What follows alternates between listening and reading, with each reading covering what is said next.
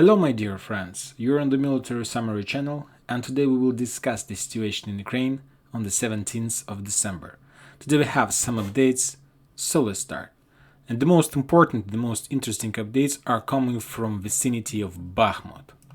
As you know, these days the Russians stormed this town, trying to take control over this town, or some sources are saying that the Russians wants just to reduce the Ukrainian army as much as possible before the upcoming greatest offensive operation that the Russians are planning to do. It's very difficult to understand where exactly they're planning to do because there are a lot of places, but anyway, there are at least two things that the Russians want to achieve with Bahmut, or to take control over this town, or to reduce the Ukrainians as much as possible.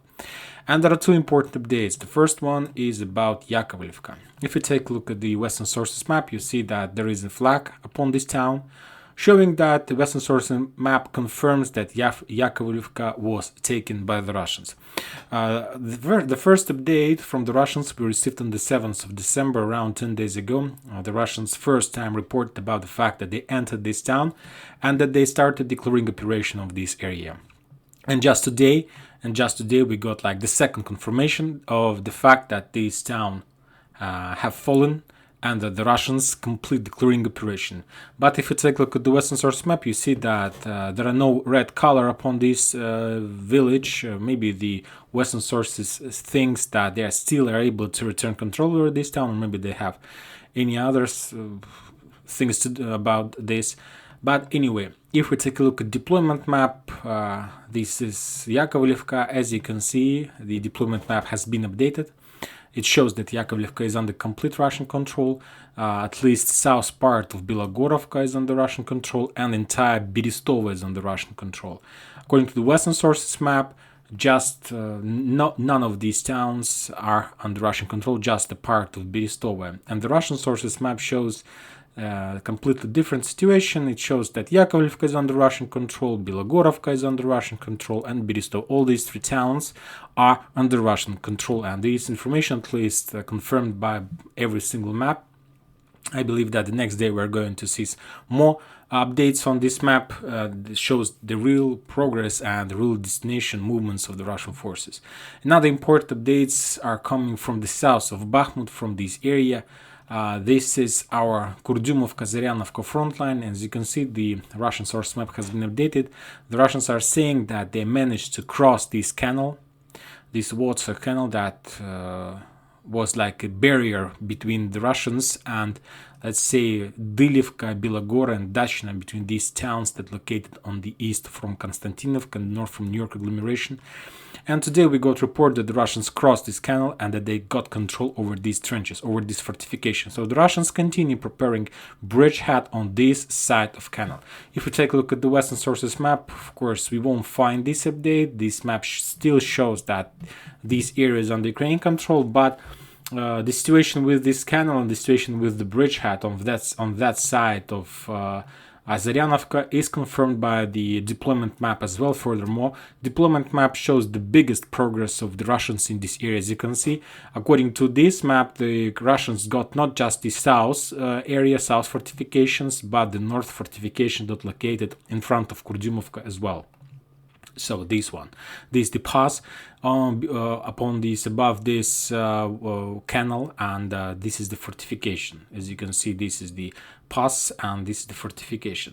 So if we return back to the Western sources map, we understand that according to the, I believe that real update, the Russians have this bridgehead on this side of the canal, and this is very important because I believe there is no need to have any bridges. If we return back to this map, there is no bridges. There's the real land. You don't need to be worried that the Ukrainians are able to destroy it. The Russians are able to send as much as possible forces they want on this bank of the canal from this side as well.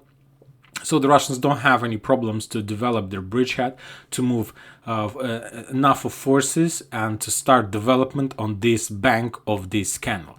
During the previous 24 hours, the Russians repelled all attacks from the Ukrainian side near Klishevka, because on this bank of this canal, Klishevka is the only fortification between Chasov Yar and the Russian forces and between encirclement of Bahmut.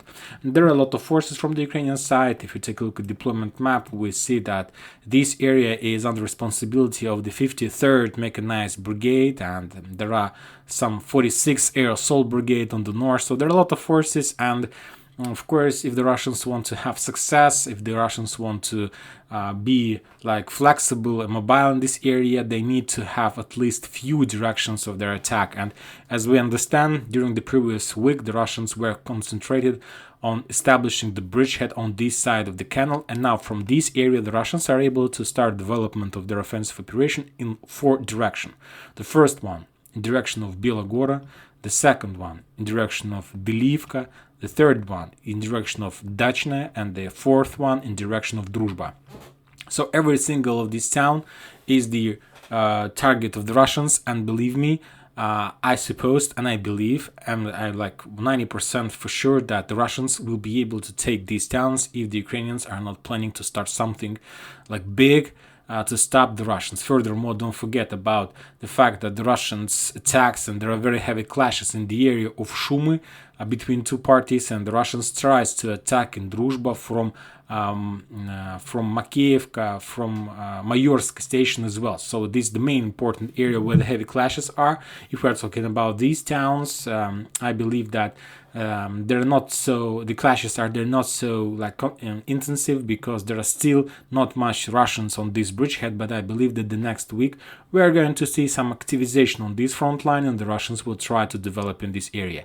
And of course, if the Ukrainians loses control over these towns, I believe that it will increase the chances of the Russians to collapse this entire front line, because from this perspective, from these points, the Russians will be able to pin down Ukrainian forces all over the front line, like in Torets, Konstantinovka, Chasov and Krasnogora. So this bridgehead, like everything that located on the right side of this arrow, will give the Russians significant success and will give them, I don't know, like a lot of benefits. And from this perspective, it will become very difficult not just to protect Bahmut, but to protect every single town in this area.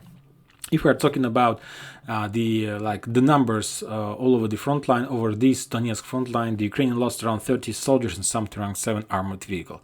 The Russians haven't provided any numbers about the losses from their side, but I believe that they are also very big. But there is a very big difference between the Russian losses in this area and the losses from the Ukrainian side. Don't forget that if we're talking about the Russians, their main forces who try to develop offensive operation in this area is Wagner, PMC Wagner, and we know that the face of their stormtroopers is ex-prisoners. If you remember, right before the storm operation of Bahmut, the head of PMC Prigozhin visited almost every single prison in the Russian Federation, and as you know, as we discussed, we tried to calculate approximate number of forces that Wagners are able to recruit, and we calculated around 20,000 soldiers. So believe me, they managed to recruit around this number of forces of soldiers from prison. So just imagine yourself like 20,000 army of prisoners who are these days try to storm Bahmut, Chasov Yar, Konstantinovka, Torets.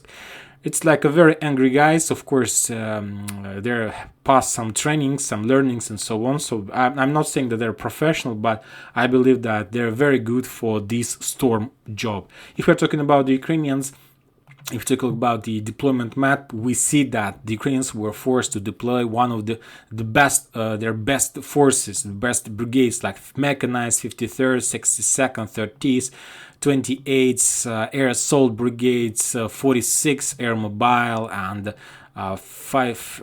So a lot of very professional forces. These guys most of them were trained in the Western countries like England and so on, in Poland.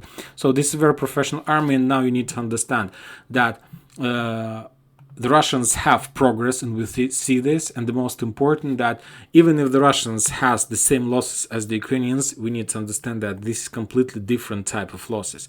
The Ukrainian loses their best soldiers, and if we're talking about the Russians, they're losing the ex-prisoners. I'm not saying that they're bad. I'm just saying that This is like the guys who passed 3 weeks of trainings, because it's like the program of PMC Wagner's 3 weeks of active trainings, and then all these forces were sent on the front line. So as you can see, the losses is completely different, even if the number of these losses are the same. So this says us that the Russians have at least 2 goals in this operation, because we suppose and we think that the main goal of the Russians in this battle is to take Bahmut. But to tell the truth, this war proves and shows us that sometimes the ground is not important. It's not so important, at least if we're talking about the Russians. If we're talking about the Ukrainians, the land, the territory is the most important part of this special operation. But if we're talking about the Russians, the main goal of the Russians is to reduce the Ukrainian forces. The first main goal. The second one is to reduce the Western ammo and Western stocks and the warehouses and so on. This is their main job. And at least, even if the Russians are not able to take Bahmut, because don't think that the Russians is their main goal and they will take it. I'm not saying this for 100%. I'm not saying that they won't do this. I'm just saying that this is not the main goal. Maybe by this attack, by this disposition of the forces, they're trying to show us that their main goal to take Bahmut. But to tell the truth, Bahmut is not important. Every single town in Ukraine is not so important. The most important is the Ukrainian army and Western weapon, tanks, armored vehicles, HIMARS system, Patriot system. This is the most important part. And without the Russians are able to take control over entire Ukraine, let's say till this line. The Russians are able to do this, but as soon as the Western countries enter with the NATO forces to the west part of Ukraine, maybe the Russians will be forced to step back till the territory of Russian Federation. Who knows? Nobody knows. So that's why to take towns is not important. You need to support this town. You need to establish a civilian life, to pay salaries, to pay everything you need, to give gas, oil, and so on. Sometimes it's not the best thing, and on this stage of this war, maybe this is not the best solution, because from Russian perspective, it's much more better for them to put all these expenses on the Ukrainian shoulders, like situation in Kherson. Now Ukrainians is responsible for Kherson, but they need to pay salaries, they need to pay for gas, for electricity, to give these people salary, food, and so on. It's their expenses on their shoulders. The same situation on the north of Kharkiv. You need to understand that these guys who live in Kherson, they don't have, maybe they have job, but you need to understand that they don't bring any value for their gap. They don't bring any value for their economy, because they're just the people who eat, who drink, and who uses electricity. It's not very good for the Ukrainians, at least at this stage of this special operation. For the Ukrainians, it would be much more better if the Russians stay there and they have clashes all over the front line from this perspective. And the same situation with Bahmut. The Russians don't need the Bahmut. It's completely ruined town, at least at this stage of this war. It's completely ruined town. After that, they will have to solve their issues, their problems, maybe to restore electricity and so on. Now the Russians need to destroy Ukrainian army. And the thing that we can see right now, is exactly the thing that when the Russians loses their low-quality army, stormtroopers from PMC Wagner, and from the Ukrainian side, we see the losses among well-trained, prepared army that were prepared according to the NATO standards in the Western countries. So as you can see, these things are completely uncompared. The only plus for the Ukrainians in this situation, if let's say they lose 1 soldier and Wagner loses, let's say, 5 soldiers. In this case, it will be like something that equal, according to the quality, according to the resources that the Western countries were forced to invest in every single soldier from this brigade. It will be like the equal from every single perspective.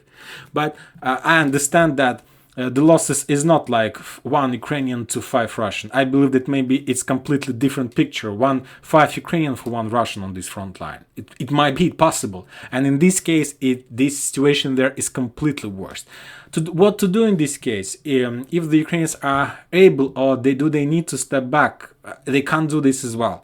Because if the Ukrainians leave Bahmut, the entire front line can be collapsed, and the Russians will be able to take every single town that located, let's say, on the right side of this arrow. That means the Seversk will fall, all the Ukrainians' gains and progress on Kupiansk-Liman front line will be collapsed, and the Ukrainians will be forced to step back on this side of Seversky Donetsk River. Now, in this case, the Ukrainians will be forced to leave Izium, Kupiansk, all these towns, because it's highly unlikely that they will try to hold this territory as soon as this area falls.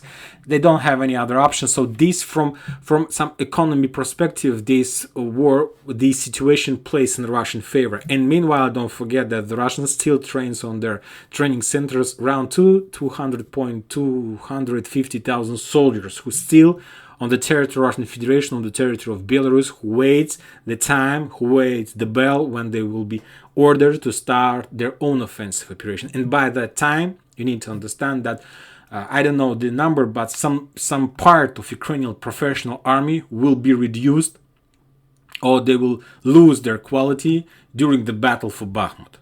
It's like a very nice trap. It's a very nice situation for the Russians.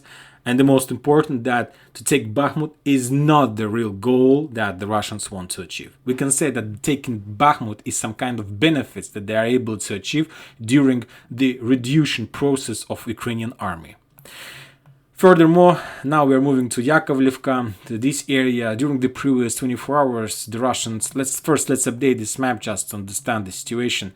So this is the real situation according to the Russian sources map. The Russians controlled Berestovo, Belogorovka, Nagorno, Yakovlivka. So from this perspective, as you can see, the Western source map added some kind of icon in this area. If you remember, many videos ago, we discussed about the next target of the Russians in this area, or to attack Razdolovka, or to attack Solidar, Veselaya, and I thought that the Russians will try Razdolovka, but then I changed my mind and I told you that I believe that the Russians will try to move along the railroad route in direction of Vyimka. And as you can see, there is an icon showing that the Russians are doing exactly like this.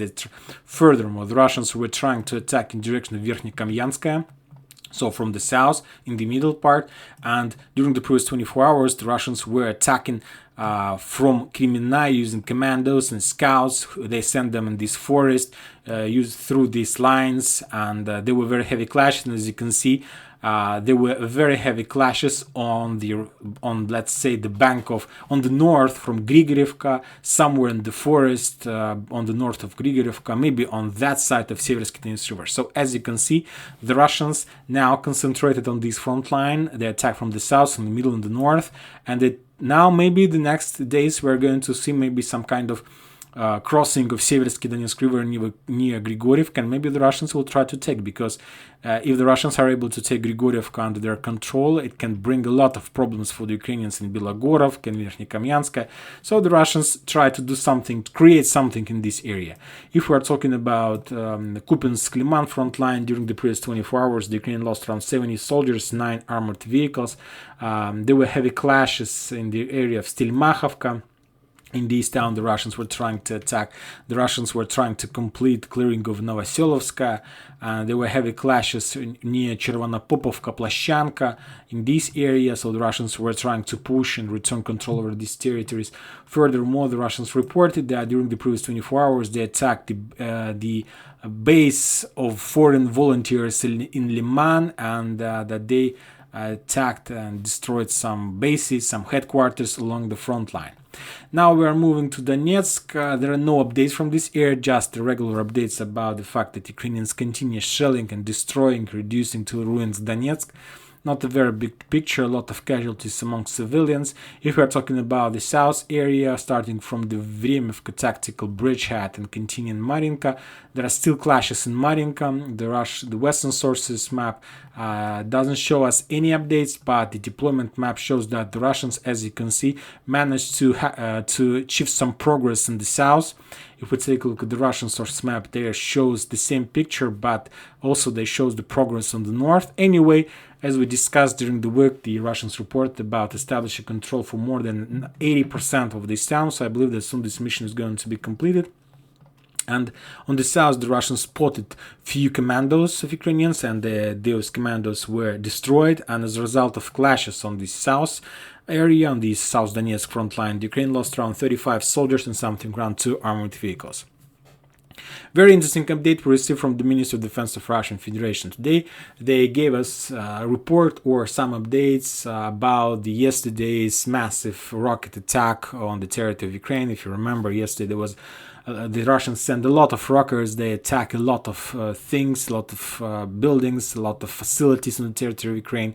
We saw that a lot of towns and regions were cut off from electricity, from water supply, and so on. And if you remember, talking about the Ukrainians, they're saying that they managed to shut down for more than 80% of the rockets that were sent. And today the Russians gave their own vision of this situation. They're saying that the Russians uses not just the real rockets, but also the Russians uses a lot of fake rockets. And the Russians, every single Russian rocket wave attack, they're split into few parts. The first wave, usually the Russian uses drones like Shahid, or the Russians are calling them Geran. First, they send the drones with one purpose, to spot the Ukrainian air defense system. And after that, of course, the Ukrainians uses air defense system to destroy drones. Some drones reach the target, some drones are shut down. But anyway, as a result of this wave, the Russians find out the Ukrainian air defense position. Then the Russians send, let's say, the first wave of rockets, and usually it's like a mix with the real rockets and the fake rockets.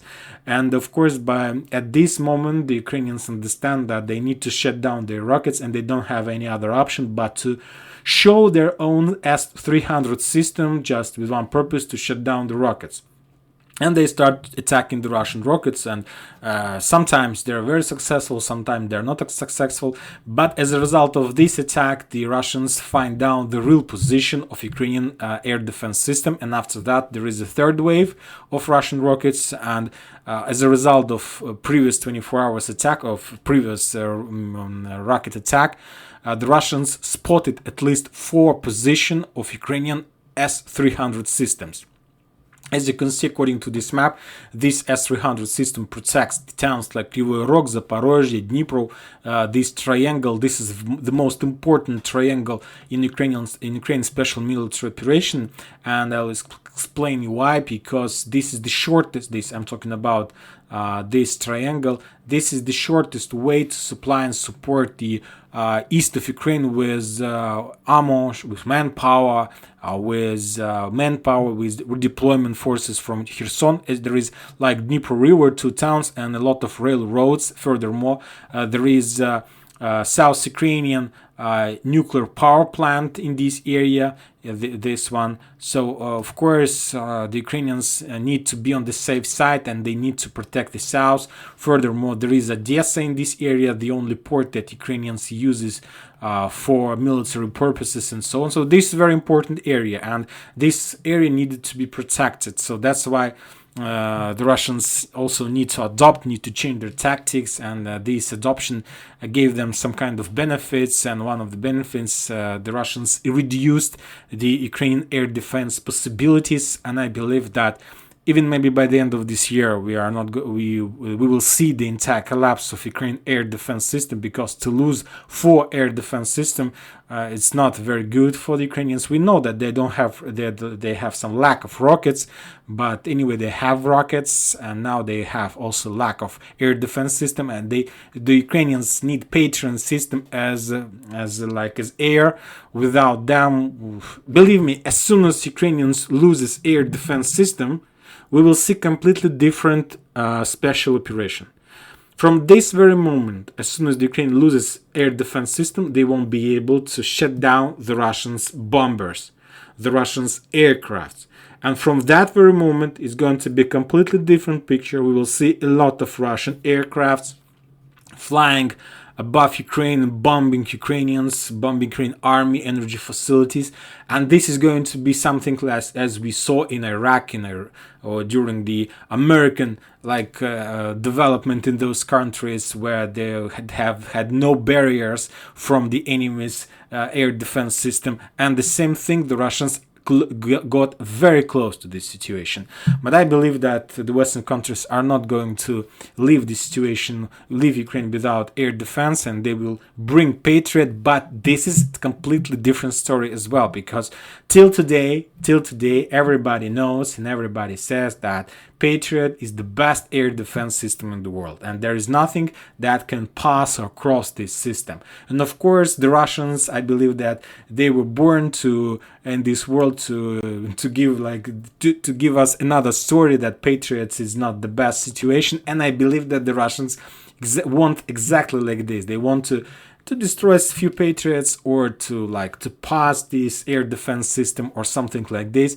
But anyway, this is going to be a completely different story. And sometimes I think that the NATO countries and the Western countries, sometimes they're a little bit afraid of this situation, because they don't know exactly if their system are able to stop the Russians' rockets. They don't know exactly, because we haven't seen such examples in the story of this battle between Western Patriots and the Russian rockets. There were no there were no such examples in the history, and I believe that the Russians don't care. They if they have rockets, they will improve them or something like this. But if the Western countries are able to improve their systems, I'm not sure. Of course they are, but what is the cost of this? Nobody knows.